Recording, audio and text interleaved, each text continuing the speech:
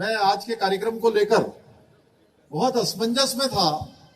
आज से 2 दिन पहले तक ऐसा लगता था कि आप सब लोगों ने इतनी कार्यक्रम की तैयारी की है, इतने दिनों से हमारी माताएं बहनें उस कार्यक्रम में आएंगी, मैं सम्मिलित तो अवश्य होऊंगा, लेकिन किस प्रकार का उस समय वातावरण होगा, कैसा माहौल होगा, ये मन में बहुत भय बना हुआ था।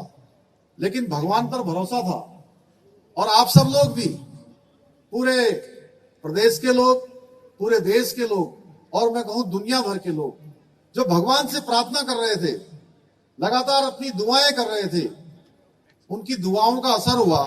आपकी दुआएं भगवान तक गई और भगवान के यहां से वो दुआएं लौटकर जहां पर टनल का काम चल रहा था वहां तक पहुंची और अंततः 17 दिन में वो टनल खुल गई, टनल के वार पार हो गए।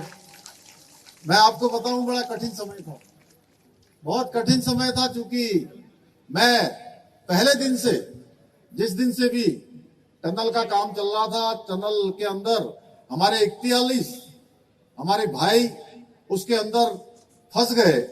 आप सोचिए कि एक कमरे के अंदर भी बंद हो जाते हैं तो कितनी कठिन स्थिति होती है। ऐसे समय में लगातार कई बार ऐसा हुआ कि आज 2-4 घंटे में हम टनल के पार हो जाएंगे, पूरा पाइप पार पार हो जाएगा।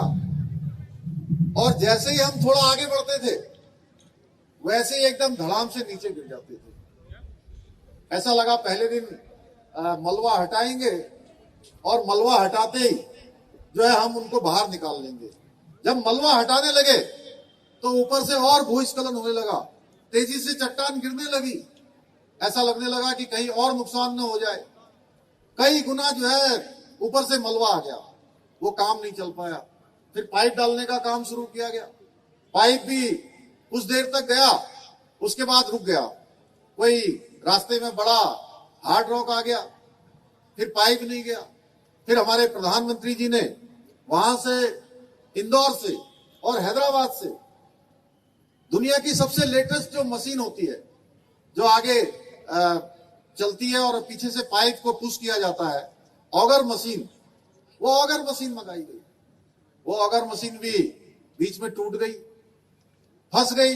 कभी 21 मीटर में फंस गई, उसके बाद 34 मीटर में फंस गई, फिर 38 मीटर में फंस गई और फिर जब चली 48 मीटर में पहुंच गई।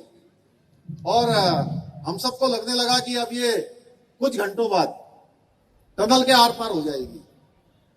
और मैंने जब उन मजदूर भाइयों से अंदर बात करी और मैंने उनसे कहा, चूंकि ऐसा लग रहा था कि कुछ 10-12 घंटे में हम पार हो जाएंगे, लेकिन मैंने उनको कहा एक दिन बाद मुझे लगता है कि आप लोग बाहर आ जाओगे।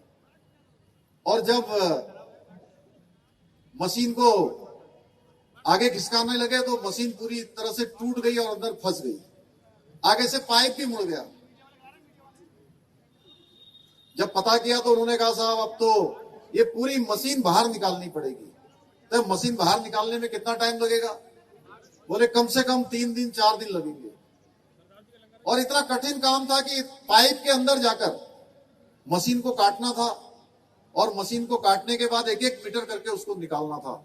आप सोचिए कि गैस कटर से काटना कितनी अंदर गर्मी होगी, ऑक्सीजन कम होती है। कठिन परिस्थितियों में लोगों ने काम किया और अंततः वो काम भी हुआ। और उसके बाद धीरे धीरे फिर जो नीचे से रेड माइनर्स जिनको बोलते हैं उनको बुलाया, उन्होंने हाथ से खुदाई करी, फिर कुछ सरिया आए, कुछ पत्थर आए, कुछ बड़े हार्ड रॉक आए, उन सबको हटाते हुए अंततः वो पाइप जो है शाम को लगभग 8 बजे आर पार हो गया भाइयों बहनों। और पूरी दुनिया के अंदर जो लोगों की दुआएं थी वो काम आई, सभी सुरक्षित आ गए, सभी स्वस्थ हैं।